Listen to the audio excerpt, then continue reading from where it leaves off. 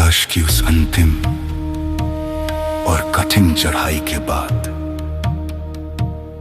जब तुम ऊपर पहुंचते हो तो जो दृश्य सामने है उसे शब्दों में नहीं बांधा जा सकता। साक्षात महायोगी का द्वार, यहां कोलाहल में भी एक विचित्र शांति है। शायद इसलिए क्योंकि यहां किसी ने कभी नहीं सोचा था कि शिव विवाह करेंगे। हवा में एक अजीब सी ऊर्जा है, या शायद हमारे ही मन में घबराहट के बादल उमड़ रहे हैं, अपनी सांसें वापस बटोरते हुए। जब तुम उस महायोगी को देखते हो तो समय जैसे रुक जाता है। महायोगी ने केवल एक बार तुम्हारी ओर देखा और वह एक दृष्टि ही काफी थी तुम्हारी रीढ़ में सिहरन पैदा करने के लिए। तुम वहीं जम गए।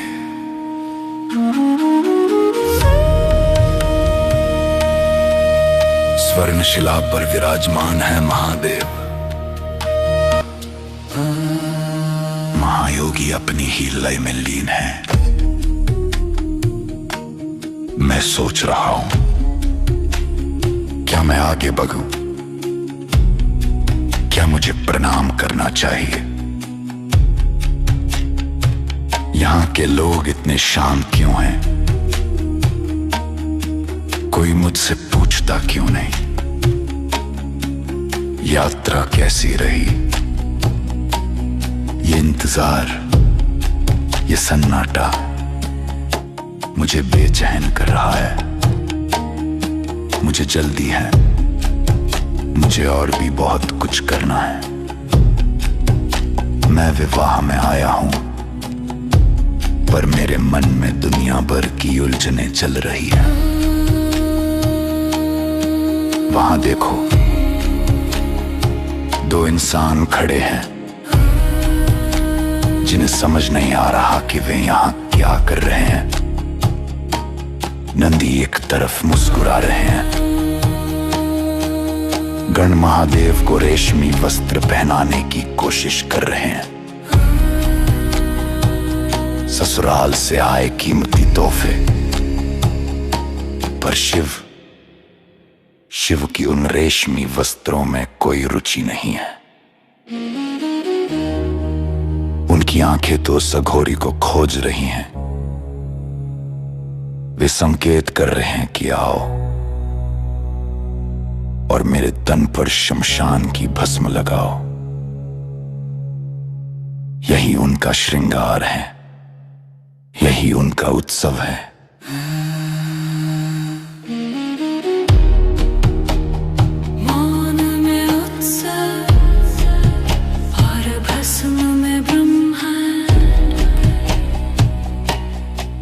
यही कैलाश है,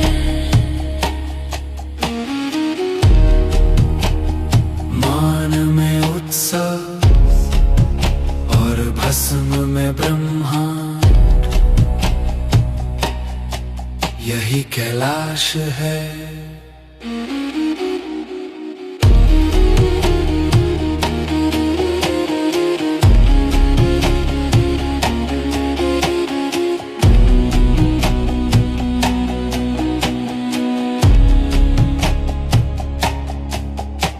मन में विचारों का चक्रवात चल रहा था।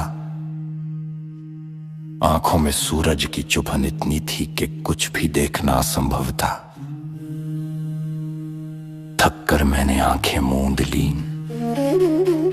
ताकि थोड़ा चैन मिल सके। पर तभी बंद आंखों में महसूस हुआ कि कोई साया ऊपर आ गया है। जैसे ही आंखें खोली, सामने महादेव खड़े थे। उन्होंने सूरज को अपने पीछे ढक लिया था ताकि मुझे छाया मिल सके। अब मैं उन्हें देख पा रहा था, वे विशाल नेत्र, वो तेजस्वी मस्तक, सांसें थम गईं। वो दृष्टि ऐसी थी जिसे कोई शब्द बयान नहीं कर सकता। शायद इसीलिए ईश्वर के बारे में इतना कुछ लिखने के बाद भी अंत में नेति नेति कहा गया है। महायोगी की उन आंखों को कैसे बताऊं? उनमें एक ऐसी मुस्कान थी जैसे वे जानते थे कि मैं आऊंगा। वो मुस्कान एक आश्वासन था, एक मौन स्वीकृति कि उन्होंने मुझे देख लिया है।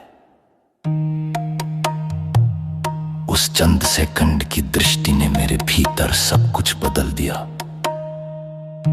अब मैं किसी से बात नहीं करना चाहता, न भोजन की इच्छा है न समाज की। बाहर चलते समय मैं सोच रहा था कि महादेव से धन मांगूंगा, परिवार और संगतों की बात करूंगा, पर उनके सामने आते ही मांगने की हर इच्छा शून्य हो गई। शिव यही तो करते हैं, वे आपका सारा बोझ छीन लेते हैं और आपको हल्का कर देते हैं।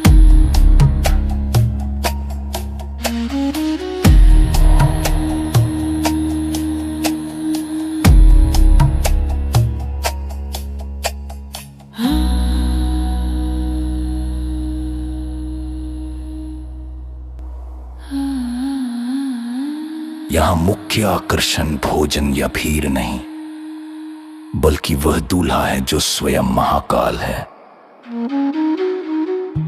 हर तरफ शिव के गण भाग रहे हैं। कोई धतूरे की माला ला रहा है तो कोई रेशमी वस्त्र। बहस छिड़ी है कि मुंड माला के ऊपर धतूरा कैसा लगेगा, पर तभी भैरव शमशान की ताजा भस्म लेकर आए और सारा शोर थम गया। देवता फुसफुसा रहे थे, पर शिव ने भस्म लगाई, मुंडमाला पहनी और अपना त्रिशूल थाम लिया। सूरज की रोशनी मध्यम पर गई और मस्तक पर चंद्रमा चमक उठा। ये त्रियुगी नारायण मंदिर की ओर प्रस्थान करने का संकेत था। देवताओं ने अपने वाहन आगे किए, पर नंदी आकर महादेव के पास खड़े हो गए।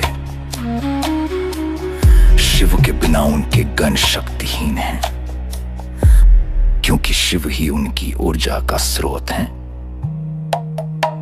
आज मुझे समझ आया, जीवन की हर मुसीबत इसलिए थी क्योंकि मैं अपने स्रोत से कटा हुआ था।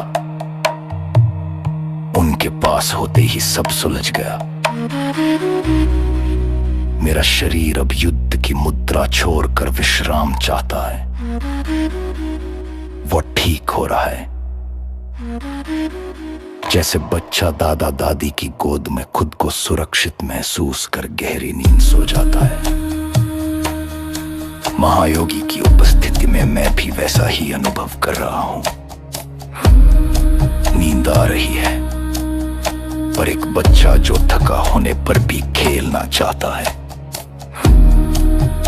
मैं भी इस उत्सव का एक एक क्षण अपनी आंखों में भर लेना चाहता हूं।